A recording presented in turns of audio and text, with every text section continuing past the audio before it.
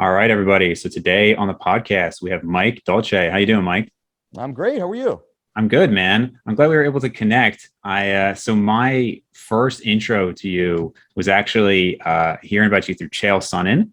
And Okay. so, he's obviously got a pretty successful YouTube channel, and he was talking. He very, on the outskirts will occasionally talk about like fitness and nutrition stuff, but obviously he's like 98% MMA. But he was talking. He's like, yeah, in terms of like nutrition and background and everything like that for sports, and he said somebody number two or three, but he's like number one though. That's Mike Dolce. And I've been in the fitness scene for a very long time, like in terms of a reader of it and watching everything for a very long time. But I know, I don't know how long you've personally been into it, but after he mentioned that, I started looking into you, and then I saw you on one or two other podcasts. So for people who haven't heard of you, what is your background in fitness? And then we'll probably talk a little bit about MMA stuff too.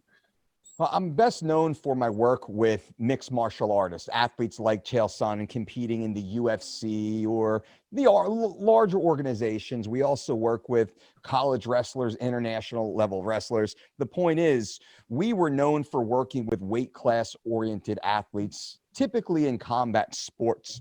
But from there, we have a very wide practice working with regular folks from all walks of life, simply because our focus is not weight class restricted athletes.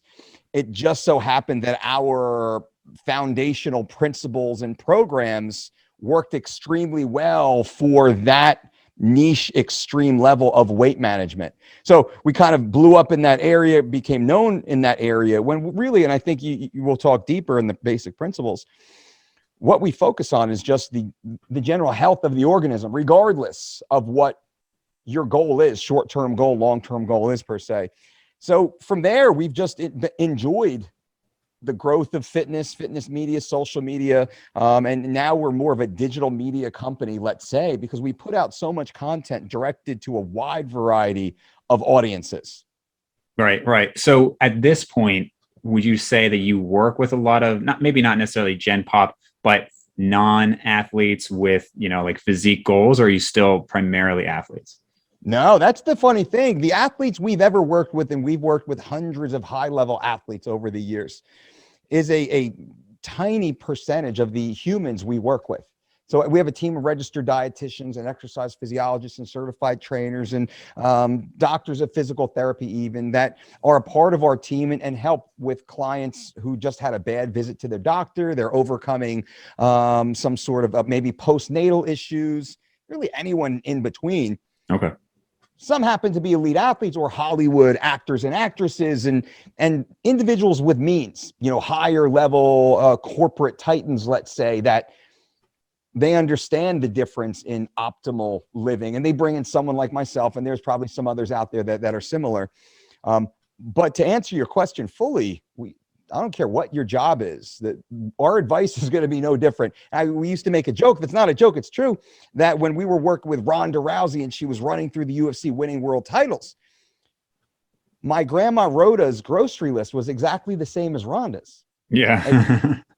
Now the timing and the proportion that Ronda ate was slightly different. And grandma was in, like grandma pool aerobics when Ronda was hitting like hard freestyle laps for time at 5 a.m. to get ready for fights and whatnot.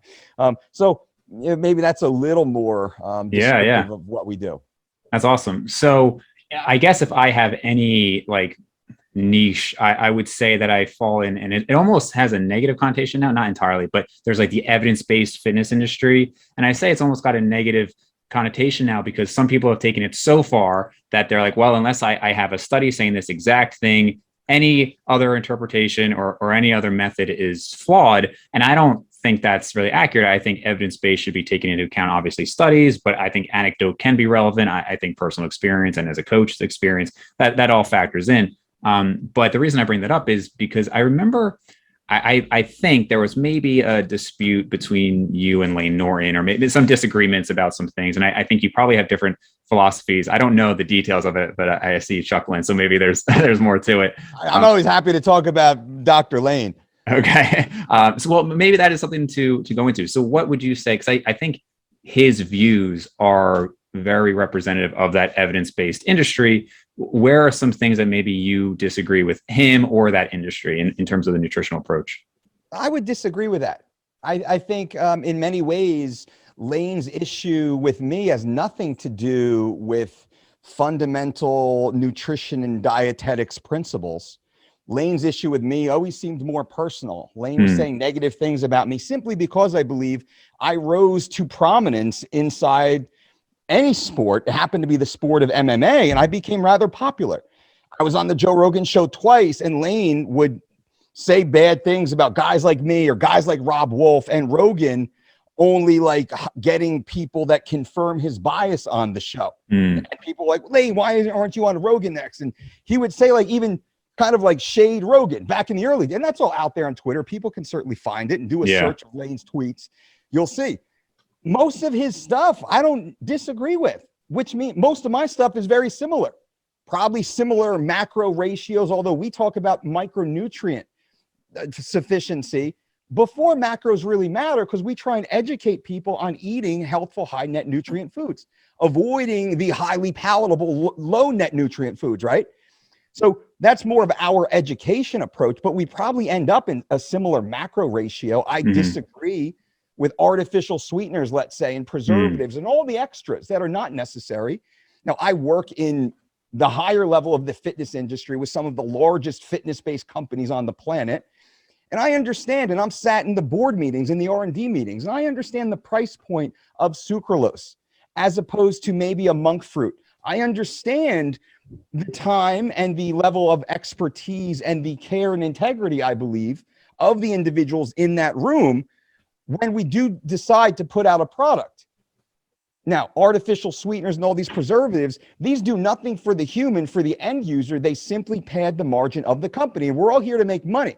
But we can make money through over delivering on value to the end user. Like I have a cold process cross flow microfiltered whey protein isolate that's organic. And our sweetener is vanilla bean in the vanilla and cacao bean in the cacao. And that's it, right? It's a 4 ingredient and a 5 ingredient. Now I could have produced that for pennies on the dollar, but that's not the point. So my difference in Layne and the difference between Layne and I is I'm that guy. Layne's the guy that's going to throw a bunch of sucralose and aspartame and all the synthetics and the red and the blue number 5s into a product to squeeze the end user. Now, I don't disrespect the end user like that. That's the difference. He's that guy. I'm this guy. So he threw shade at me in the very beginning. I never said anything bad about him, really. But he continues on. Now, I'm happy to go deeper into the difference in personalities between Layne and I, but I don't find Layne to be a credible or honorable human. And I think that detracts from his work, which is fine enough, but it's more of a blank bodybuilding, lazier style than truly educating the end user in how the human body actually works and how it should be fed, the importance of high net nutrient foods, micronutrients, and phytochemicals. That type of approach, I believe, is more effective long-term. So that's my little diatribe or response. Yeah, no, that's interesting. I've never spoken about it before, really, like that. Yeah, I didn't. That's what I was going to say. I didn't know it really was to that level, but it is interesting what you say about like the Joe Rogan. I know that Layne had thrown, I guess you could say, shade towards Joe in the past, and I was actually thinking this because I watched not a ton of Joe Rogan, but a decent amount. I like his podcast, and I was thinking, when you're at that level where it obviously benefits people to go on his show, I wonder how authentic he feels people can be with him, and even at your level of success, or even at Layne's, like just, and this is not a fitness topic as much as it is just like an interpersonal topic. But when you have that much success, you probably wonder, are people being real with me? And Layne's not the only person where I've seen people maybe crap on Joe Rogan, but then they have the opportunity to go on and then they act like, oh, we're such good friends. You see that a lot just because obviously there's an incentive there. So I just wonder at your level of success or Joe Rogan's, if it's hard to, I don't know, like choose your friends wisely. Well, I'd say it's a matter of integrity. When I deal with Joe, it's straightforward. That's it. Joe's awesome. To be on Joe's show is an amazing boost to the career. But I disagree with a lot of what Joe says about maybe keto or extreme carbs or the higher fluctuation of dietary principles. I'm more of a slow and steady swing the axe kind of guy. And I can support that through evidence. But Joe knows that. right? It's straightforward. That's how I think real men talk, people of integrity talk. And again, you look at Layne's tweets and comments and shading Joe, then Joe puts him on and Joe's the best ever. What kind of dude is that? What kind of guy is that? Like, what kind of human is that? That's So not my kind of dude. do you think when it comes to these things like artificial sweeteners and preservatives, is it more for you that you don't like adding them because there's maybe better options and they're not helpful, or you actually find harm in an aspartame or a sucralose, things like that? Both. Now, the data clearly shows artificial sweeteners and synthetic toxic chemicals, as we like to say, in the food supply to varying degrees, but more so through time and accumulation, have at the very least a negative impact on the digestive environment, the microbiome, if you will. And it causes a series of inflammatory responses at the very least. We can all, as intelligent men and women of science, we can agree on that. All the data is out there if you look for that data. Now, if you try and say that 300 calories is 300 calories, whether it's synthetics or not, therefore this macro program works, and these two individuals did the same thing and they had the same results over 3 months, 6 months, what have you. You can use data to make that same argument. Mm-hmm. I don't care about that, because we can have that exact same outcome with high net nutrient, life affirming foods. Educating humans how to truly feed them, not to slap synthetic toxic chemicals in neon green dye and drinking that down because, quote, they're an athlete. We're not going to teach that. Why would we? If I'm on a battlefield or dying in the Sahara, maybe I'll grab one of those. But if I have Whole Foods 11 minutes from my house and Instacart delivery and shit, a garden in my backyard, Yeah. That's how we teach. That's how we educate. So I think much of I think our success, but also our differences, and why a lot of the other, entities, individuals, and personalities don't understand us, is because they're not looking at the same data that we are. We're looking at very valid data. You're a man of science. Yeah, everything I'm saying is correct about the microbiome and the inflammatory responses. And that carries over, I believe, to a more level or a higher level of systemic inflammation that has other cascading effects in other systems of the body. Maybe it's cognitive, maybe it's emotional, maybe it's waste delivery and removal. Who knows? That carries over. So again, why not just eat the real food?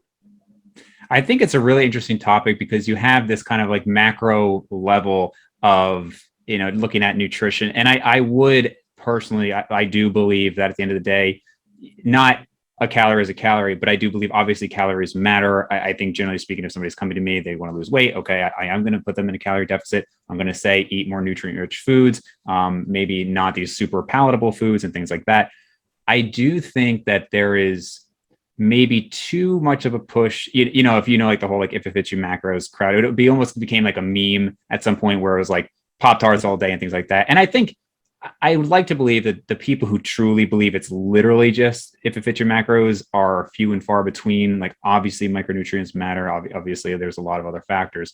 But I think it is interesting when you start to look at some of these things that are in a lot of like for instance, if you look at like maltodextrin and how that affects the gut, carrageenan and how that affects the gut, you do find research. And I think you can really see it in people who are more prone to it or have a smaller reservoir or room for error. And what I mean by that is if you look at people like inflammatory bowel disease patients, irritable bowel syndrome patients, people with autoimmune issues, it's not to say that necessarily a completely healthy person would follow the same pattern, but in that population, you will find that, there's plenty of studies that show carrageenan led to increased inflammation or a thinning of the gut lining and things like that. Not necessarily just carrageenan, but just as an example. So I would maybe say for the people who are so quick to dismiss some of these like micro details that they can make a difference, especially in certain populations.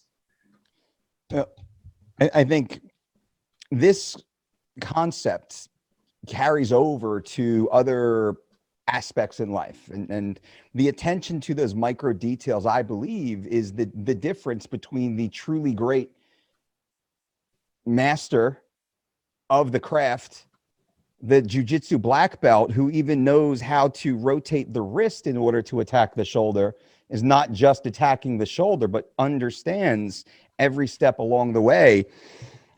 Our belief, again, is educating the end user, knowing the amount of alternate data is being forced upon them every day, and to push back with the valid scientific approach of nutrient fulfillment.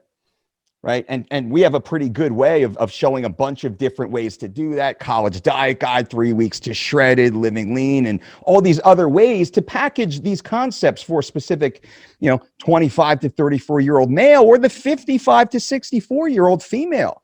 Same principles, different administration, different packaging, of course. So I've constantly speaking, and I think one of our sayings is Living Lean.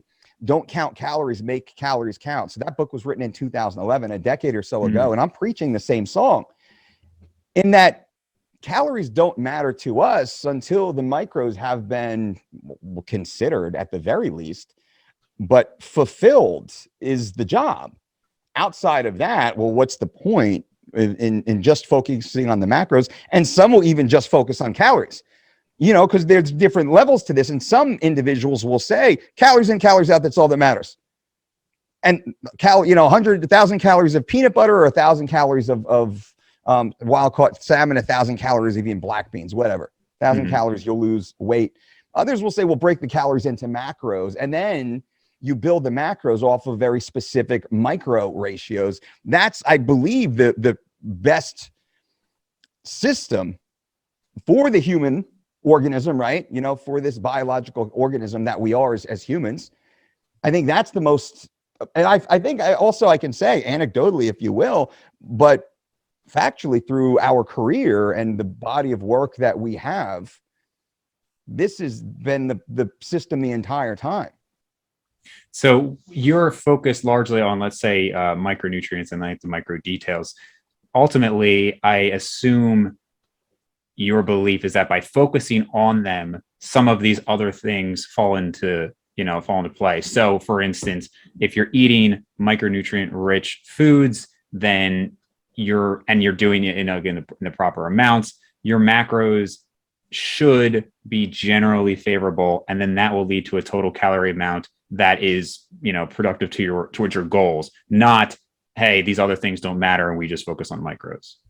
So let's say that I'm on a 40, 30, 30, right? Very typical bro split. Let's say protein 40, 30 carb, 30 fat. And let's say it's 1,000 calories, right? 400 grams of protein, 300 grams of carbs, 300 grams of fat. That now is broken down into what are the most nutrient dense foods we can actually get that ratio out of.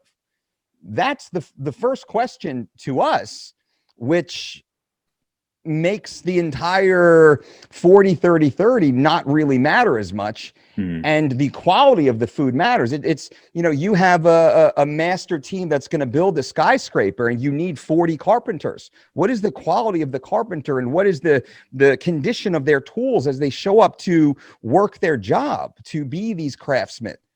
So again, that is the philosophical approach that we wrap around in the educational piece, shows such as this, and how we liaise with our client base. But ideally, we're looking for local, organic foods that are native to the individuals consuming them in their natural form, in season if possible. So we're now trying to ensure that you in your geographic location, well, you should likely be eating the majority of foods that are geographic to you from a seasonality perspective, from a time of harvesting perspective, and possibly depending on your cultural, ethnic background. We actually, when we work privately with clients, well, we look towards that also. In addition to blood work and deficiencies and other, health, traditional health checks and such. Sure. So as I speak now to you, I speak from having run through that for nearly 25 years, let's say, and have the end results of that approach. But I like to always go back to, if you say, well, in 3 months, bodybuilder Joe, let's say bodybuilder Joe or Jane, well, they got a competition coming up. They're going to eat crap food, lots of supplements, let's say, lots of low net nutrient foods.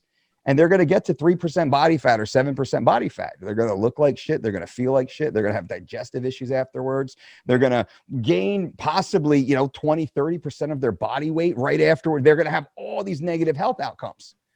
And I believe that is all tied in, or that, again, that's an extreme example, but that's what we see in general population who go on these extreme macro, Pop-Tart, ice cream, Oreo cookie, sugar-free maple syrup, these type of food programs, we see the massive bounce afterwards.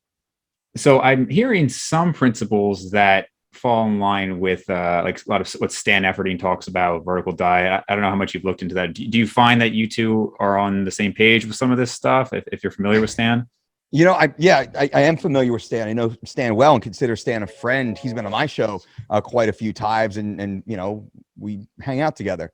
I don't know. It's funny because I don't know the exact confines of the vertical diet. My fault for not having read it, but I've said I'm going to have Stan on the show, and I want him to explain it. That being said, there's a lot of similarities that we have. But at the same time, Stan, and he and I have spoken about this, where Stan, here's a great one, I think, to show the example. Stan will talk about having Wonder Bread, white bread after a workout to get a carb push. Now, I understand completely. And certain athletes at certain times, we do the exact same thing, except of Wonder Bread, white bread, we will use an organic jasmine white rice for a similar effect with something that is on the healthier side of the equation. And our philosophy is to always teach you to make the healthier decision. I'm surprised that he, because I don't know a ton about, I've had Stan on the podcast. I did, I know about the vertical diet. I'm really surprised to hear that he was suggesting white bread after. Maybe it was like just for a specific circumstance, but I thought he was all about the white rice too. And he's in the vertical diet. I know this because he told me. He actually gave me credit for the adoption of the white rice, where we'll actually blend it like in a coffee grinder and a bean grinder. We'll blend white rice in that. You can mix it, pro tip, you can mix it to your smoothies. You don't need a waxy maize or any of these other synthetics. So this is, again, my team and I coming up with the more natural, the healthier, the more life-affirming foods, instead of just the easy, lazy, synthetic, toxic chemical, garbage that's out there. That's interesting. Okay. I've seen Stan, I don't know if he still is, but I saw he and Jon Jones were working together for a little while as Jon was bulking up to heavyweight. I don't know. Do you have any communication with Jon Jones? I do, as a friendly acquaintance will say, two guys who work in the same industry, but we don't text each other. We see each other. We'll chit chat for a few minutes in the hotel lobby or in the gym. Yeah. What's he doing with heavyweight, man? You think he's going to finally fight? I think so. I think they did the right thing. They took the time to get Jon bigger and then to let Jon settle into that weight. And that was a smart move. Yeah. How about this? I would say it's going to take a year for Jon to just get to that weight, settle into the weight, and then start thinking about fighting at that weight, right? If we're really thinking about it. Now, you can rush it. Athlete like Jon Jones, that's one of the most talented athletes ever, right? Yep. Jon Jones is amazing. What he's done, his body of work is one of the best still. But I think him fighting, as early as that July 4th card might be a little early, because he's got to be damn near in fight prep time now, if that's the case. But probably next fall to winter, I think, would be more ideal. Does he have a fight planned? Do they even have anybody in line for him? As far as I know, not yet. I've heard some names and some talk behind the scenes. You get the text. Did you hear about this? But nothing. I feel like him, because you got Gon versus Ngannou right now. I feel like Stipe versus Jones makes all the sense in the world. I don't know if Jon would turn that down or if he only wants to fight for the title. I think that'd be an awesome fight. I agree. I think that's the fight to make. And that if Stipe can beat Jon, Stipe, again, he's the immediate number one contender. If Jon wins, well, that's one of the biggest heavyweight fight in a decade, maybe in years for sure, since Kane versus Brock. Mm-hmm. Who do you have for Ngannou versus Gon? I'm going to say Gon. Yeah. I'm going to say Gon, just because I think Gon, as talented as Ngannou is, there's a lot of blind spots in Ngannou's game. He's overly aggressive, maybe at certain points, overly reckless, a lot of holes when he punches.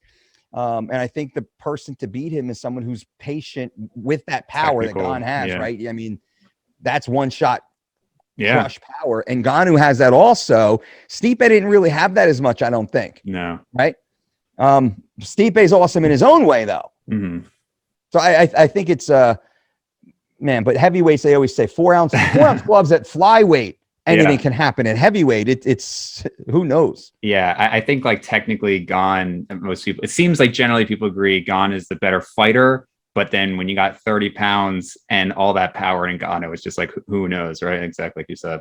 Yeah, I've stood next to Ngannou, man. That dude is, it's a different level. It's a different level of human. It's, you know, you go to an NBA, stand around some NBA folks. Yeah. You know, the tallest kid in your high school is the shortest kid on an NBA team. Right. Yeah, it's bizarre. So I know you've had, like you said, you worked with Chael, you worked with Ronda, and like two of the greatest, right? If you were to say a debate now, I'm a Khabib fan, like I'm a big Khabib fan, and so I was upset to see him retire, and now Islam, it's kind of like, you know, following through that. But to me, if I had to say like who's the best, right? You got like Anderson Silva, GSP. I'd say Usman is now in the running, and then a lot of people talk about Jon Jones. I think, given that you have some people like GSP, multiple weight classes and things like that, there's more of an argument. It's hard for me to say Khabib's the best ever in terms of his accolades, but to me, nobody's ever been as dominant as Khabib.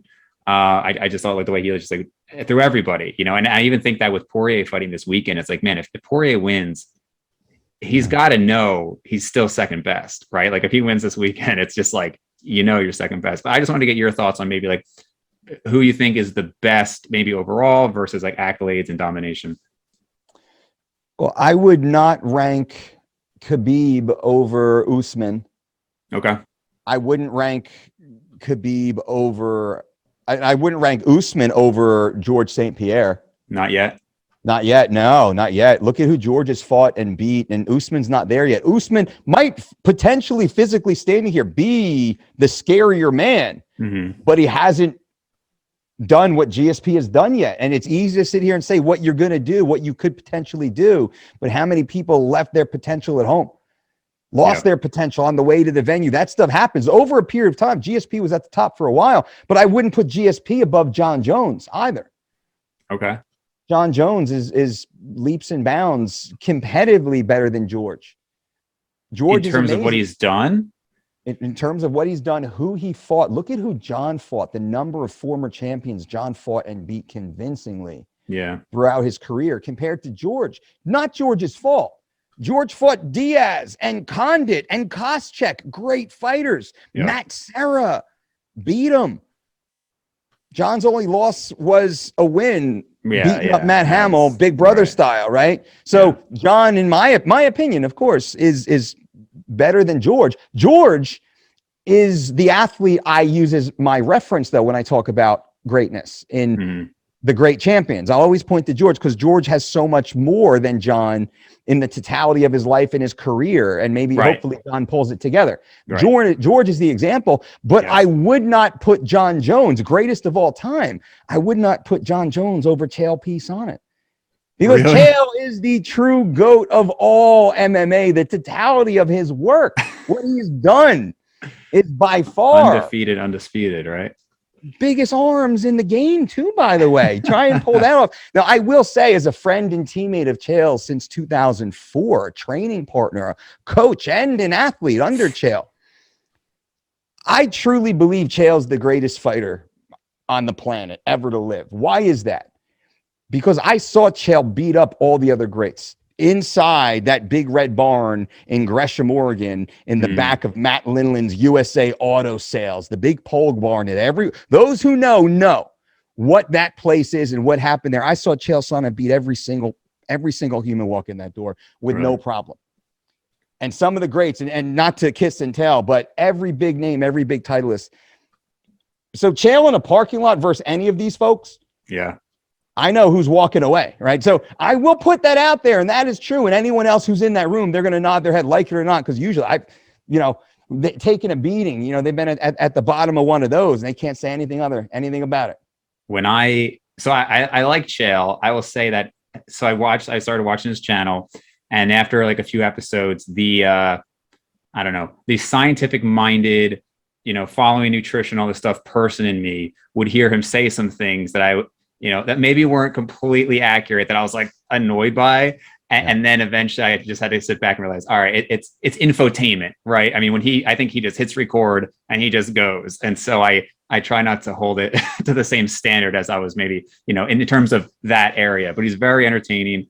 I've watched him versus Anderson Silva multiple times, and it's like, you watch it and you know what's coming. And I still hate to see it after that 4.5 rounds where he just dominated Silva. It's just frustrating. My point, though, to earlier, look at how much better Chael truly is than Anderson. Mm-hmm. The 4.5 rounds of that fight showed it, and Chael got caught 1 out of 1,000 techniques, let's say, that night. Yeah, that's crazy. Putting that into perspective, man, it's Chael all the way. So where it sounds like you would say maybe Khabib, Usman, GSP, Jon Jones, where would you put Silva in that? As I would put Silva close to GSP. It's hard to say above or below GSP. Okay. But I don't think Silva's not even close to Jones. Adesanya's not there yet.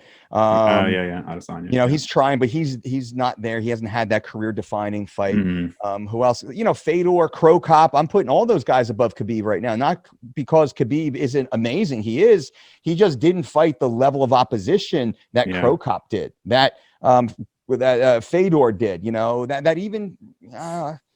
I don't want to say that Rampage did, but still, look at who Rampage fought and beat. Chuck Liddell when Chuck was the man, Lyoto Machida when Lyoto Machida was the man. He's lots of big wins at that level. As much as I really liked watching Khabib. I would have to admit too that he, not that he didn't fight anybody. He Gaethje and Conor and Poirier, like he had some very big fights. But I would admit that if you look at what GSP and Jon Jones in particular did, it was pretty wild. Yep. Quality of opposition, I think, is really, that's the number one determining factor of where do athletes rank. Mm-hmm. You have to compare them against who they competed at. And that's simple numbers, right? You look at the records, you can tell pretty quickly. It's like punch stats in a way. Mm-hmm. You can see pretty quickly, and sometimes they're close. But when you look at these, there's massive disparities, especially for Jon Jones. When you look at that list of who he fought, who he beat, Jesus. Yeah. So I only have 2 more MMA related questions. One's quick one, just if GSP had, maybe not now because he's like 40, 41, but if he had come back maybe 3-4 years ago and fought Khabib at, let's say like a catchweight 165, would you have GSP based on what you said? At that time, I think at the right weight, I think GSP wins that fight the majority of times. At any weight, really? Now Khabib is probably a bigger man off season than GSP is, and that should be noted also. Yeah, he walks around at like 190, 195, right? Yeah, and he's a bear. That's a big, strong dude. It's not like he's, I don't want to say a fat guy. He's not ripped, but dude's a log, right? And George is still very svelte. He looks he's like in damn near fight shape year round. So they're not dissimilar in body sizes. So if they fought at 170, 165, 155, I think GSP wins most of the time. Khabib's still effective. Yeah. Sure. And then last night, obviously I got to throw in something about McGregor there. Do you think he's pretty much done or just a hype train at this point? I mean, he's almost not, he's still exciting in the sense that he brings attention to it. But I think he's lost all but like one at 155. I don't know. What do you think of him? I don't pretend to know what's in Conor's head or in his home or in his camp, right? Yeah. And I'm a big Conor fan. His whole career, I've found Conor to be nothing but kind and respectful behind the scenes. And then I appreciate the show that he puts on and the eyeballs he brings and the fights. And man, Conor fights. I remember I was with Manny Gambirian in Southern California. Manny was fighting on the card and Conor was fighting Chad Mendez. And Conor had made the prediction of when and how he was going to beat Chad Mendes. And that's exactly how he finished Chad Mendes in that fight. Insanity, right? Chad Mendes is a tough son of a bitch, by the way. Mm-hmm. That is no joke of a man. And when Conor beat him and then Conor beat Aldo, that was the reign. And then he went in and knocked out Eddie Alvarez up a weight class. Yep. That was, I believe, his pinnacle as an athlete. From then, Conor will likely go down as the most successful pay-per-view gate owner in all of MMA, will likely have the highest combat purse, MMA specific combat purse stack for a decade, until inflation really, really turns the UFC like minimum into like a million in a million, right? Million to show, a million to win. But now I don't know how easy it is for a slightly older athlete to come back after so much time off with such a tragic injury. And to be fair, I'm a numbers guy. The numbers were stacked against him for the last couple of years also. This was not a positive trend we were seeing competitively. What data would indicate that now this will become a fork? Yeah. I don't see any. I see the trajectory. Will he come back and have a great fight? Absolutely. He'll come back, probably knock somebody out, maybe Ngannou, right? Conor will stab a few of those. It's the country song. I'm not as good as I once was, but I'm as good once as I've ever been. Conor will have that also, right? For sure. And I don't want to say he can't come back, because I've seen athletes do amazing things. Glover Teixeira is one of them. Yeah, very interesting with Glover. And Conor could come back, and he's only one fight away from a title at any point. Right. One fight back, he fights for the Cerrone, right to the title. Love Cerrone, right? Yeah. Yeah, I would think if he could do like a Nate 3 and win that, that's a great, that's a big sell. Everybody's going to watch that. It's a fight that he could realistically win still. I don't think Nate is in his, like the top level. And then he probably could get a justified fight. And if Dustin wins, then in Conor's mind it's not over, right? So if he beat Nate and Dustin was the champ, you got a double story there. So agreed. So there's great fights. Conor versus Masvidal, man, that's a great fight. Masvidal is a former 55er anyway. Yeah. No, I'd love to see that. I was bummed to see that Masvidal had to pull out of Edwards this weekend. That would have been a great one. Yeah. That would have been a good fight. I'd say that's a real fight right there. That's a real contender. If Masvidal beats Edwards, who should have the next crack. Yeah, he really should. I know. Yeah. That poor guy, right? Could you imagine fighting everyone he's fought and done it as well as he has and still not being able to sniff a title? Yeah. That's kind of when you look at like, is it just like completely just like, how do you justify not giving that guy a title at this point? Like you said, it's sad for him. Yeah, agreed. So you mentioned you're a numbers guy. I'm definitely very analytical numbers guy myself. So when you look at it, whether it's blood work or whether it's, I don't know what else you guys track, but would you say that it's largely programs and routines you give, or is it like a weekly, like, hey, let's track these numbers. Now we have to adjust nutrition based on this. Let's track these numbers. Now we have to adjust your training based on this. Like, how analytical do you go with individuals? Well, what we first do is probably similar to you and most in the health field. I am not a medical doctor, right? This is not medical advice, and we're very clear about that. Though I do have a team of licensed registered dietitians on staff to do a deep dive into the blood work, to liaise with the primary care physician and discuss any contradictions to medicines or to support whatever the doctor's orders are. But in that, we look for glaring deficiencies, any recent diagnosis, right? That goes into the conversation. Detailed health history, hereditary family history, lifestyle, bowel pattern, bowel movements, traditional eating, snacks and, cheats and things like that. So we get pretty detailed into their whole lifestyle, and we attack what's wrong. more than anything else, right? What's the issue here? Is it because you didn't get hugs when you were a little child and you need someone to tell you that it's okay, you can do this, and I'm here to walk the journey with you and support it? And you know that chicken and rice and quinoa and sweet potatoes and blueberries, well, they're probably good things.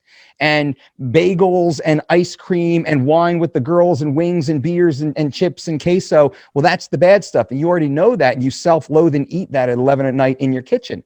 Well, we're going to have that conversation. But if it's someone who's like, man, I don't know what's going on, I'm slow and sluggish all the time, my meals are on point, like things are good, and we look and say, well, shit, you have a massive vitamin B deficiency. I mean, duh, like what a quick, easy fix. Talk to your doctor, but consider a B complex out of the gate, right? And see what happens in 2-3 days.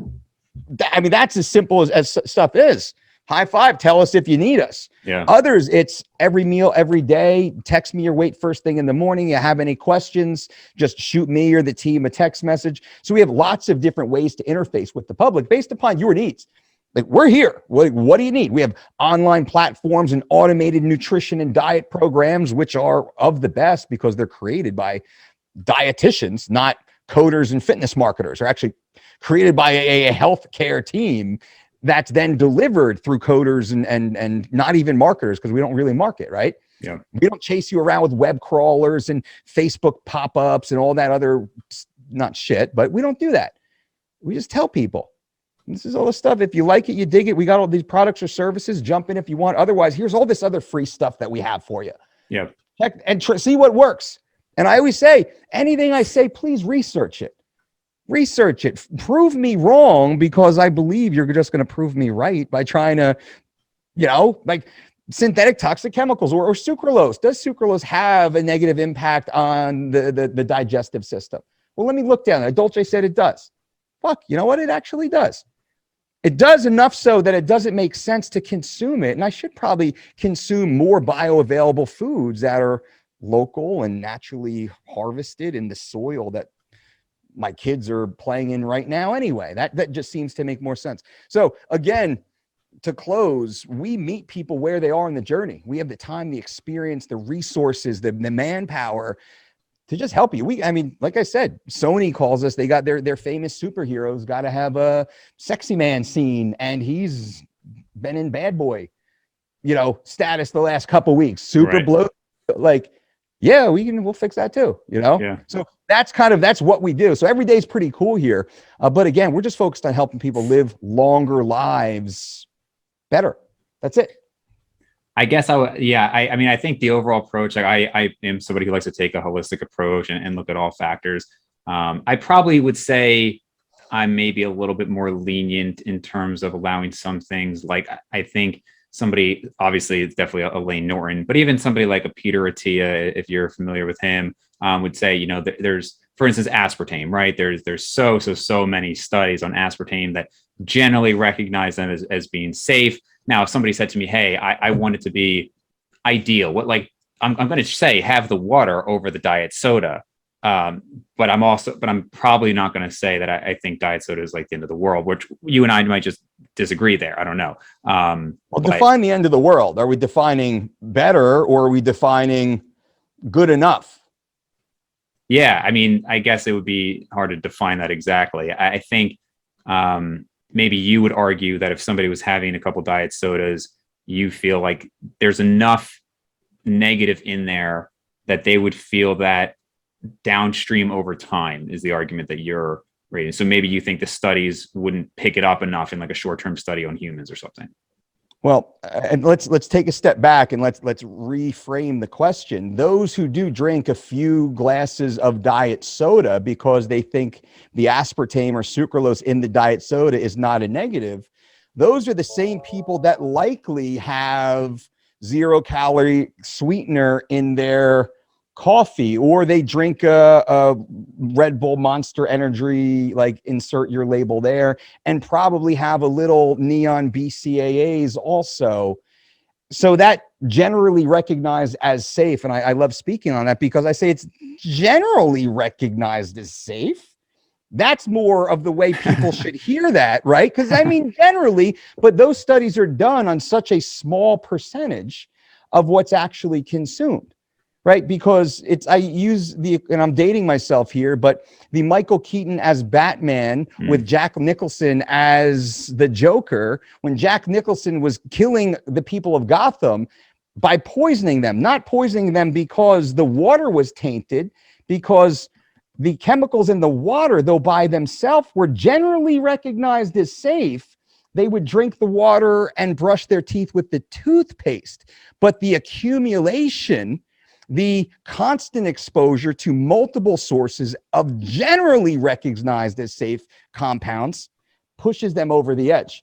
So that's the view that we take when we say, you know what? If I drank a diet soda, I'm going to look pretty much the same tomorrow.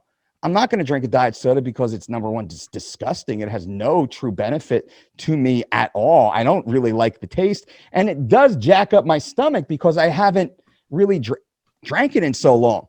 But I've never had a beet juice jack up my stomach, or a handful of blueberries or fresh watermelons never jacked up my stomach, not once ever. So I'll just kind of consume more of those foods. So again, a lot of times, and maybe like a guy like Layne will sit there, he'll pick one data point, and he'll argue that up and down, and he'll go and he'll study. He probably has a little cheat sheet, and so he can study his little data points and try and beat up people he quote debates. But you have to take a step a little farther back and not just debate the grass studies, but really talk about the totality of exposure and the life-defining habits that each human has. That's where we work. So have a cup of soda or whatever it is. All right. That's not going to kill you, but it's not making you better. And I'm here for excellence. I mean, we're here for excellence. We deal with the world's greatest high-level performers also. So that kind of sharpened my sword a little bit. We're defined by what I say is 0.00 ... Our athletes have to weigh 170.00 at 4.06 p.m. on a specific date. There's zero margin for error in my world. But at the same time, that's what we do when movie star so-and-so at 7:01 by the call sheet, they have to be dripping wet in their underpants on that sizzling scene. I know the exact time. So perfection to us is everything, or the CEO that's jumping coasts and closing deals and coaching the baseball team that wants to be fucking Iron Man. That's, again, where we work. So much of what I say sounds harsh. None of it's untrue. And please do your research, everyone listening, and prove me wrong once again. But we do take that stance. I want what's fucking best. Period. The end. And that's what I'm going to educate. Now, if you're an adult, it's up to you to make the decision. And we say we must be intentional with our decisions. We must be mindful of the consequences of those decisions, and we must be accountable to those consequences. They were of our choice. Now, if you want to drink the soda, go ahead. That's up to you. I'm not. Does it not frustrate you? Does it, I don't know, boggle the mind when you see somebody who's so successful like a Jon Jones, where I would imagine his diet at times is total crap, but also his lifestyle, obviously anybody who's familiar with him knows the stories there. Does it make you think, like, how much better could he even be if he was doing all this stuff optimally? Like, it's almost amazing that because something I do talk about a lot on the channel is genetics. And I think it would be foolish to think that there's not a huge genetic component to a lot of things, especially athletic endeavors, right? Obviously he has stellar genetics and both of his brothers are in the NFL. But you have to wonder, like, man, what if he wasn't going on these benders and doing cocaine and all these other things? Being around the alphas for so long, I'm not. Well, I'm an alpha in my own world. I'm not a genetic elite, let's say. When I say alphas, I'm speaking in these athletic terms, these Olympians, right? An Olympic athlete makes a professional look like an amateur, right? The Olympians have typically been in their trade for 20 plus years consistency. You can be a pro in 3 to 5 in certain sports. Come out of high school and you can be a pro, let's say.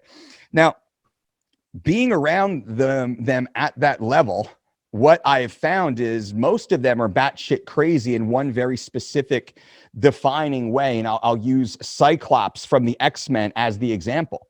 Well, Cyclops's superpower, the laser vision, is also his biggest flaw.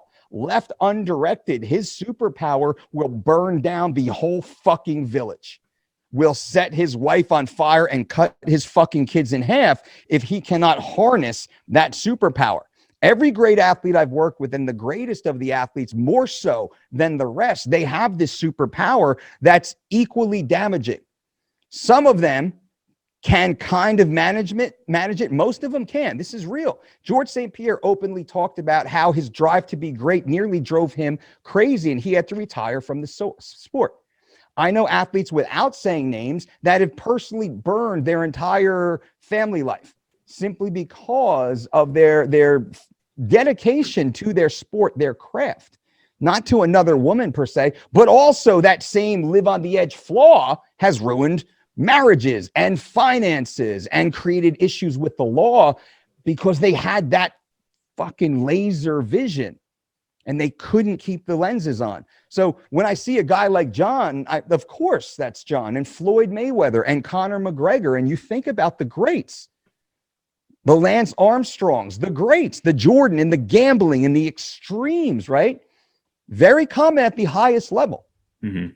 It's cool, like, in a way, because I've been so intimate inside these lives through the body of my work over 20 years and see it for what it is and able to identify it, which is interesting. And this is what we do try and teach, because every person has it. Fortunately, I'm just not as fucked up as maybe I need to be a great athlete. Right. is a joke you can also consider. I mean, I'm certainly screwed up in many other ways, and apologize for cursing here. Screwed up in some other ways. Yeah, for sure, man. Well, thank you for taking the time. I know you're a very busy guy. I'm very glad we were able to do this. And so for people who want to learn more about your approach and what you guys do, where can they find you? You can go to thedolcediet.com. It's very simple. Everything is the Dolce Diet on social and such. But we have over 1,200 articles, mostly dietitian written, meal plans and recipes and food facts and some workouts and things like that. Just very general, helpful information. Crock pot recipes and post-workout smoothies. That's all there. We have some other products and services that are available if people want more personalized attention. But we just want to help people. And whatever we put out there, man, please double check what we say. Make the decision that's right for you. But I think our voice, and Dave, you'll probably agree, the message that we put out is atypical to what is more common in the fitness media. And I say, I'm not a fitness marketer. Most of those in social media are fitness marketers. They're not fitness experts. And, humbly, I think my body of work can at least say, well, I'm a fitness expert that has an opinion and a perspective that you should at least listen to it before you decide to put sugar-free maple syrup on your whey protein pancakes with, confectionery sugar or whatever the hell else you're adding this week. Right. All right. Well, thank you, Mike. And we will definitely have links below to all of your stuff. I appreciate it, brother. It's a blast. I'm glad we finally got a chance to hook up. Definitely.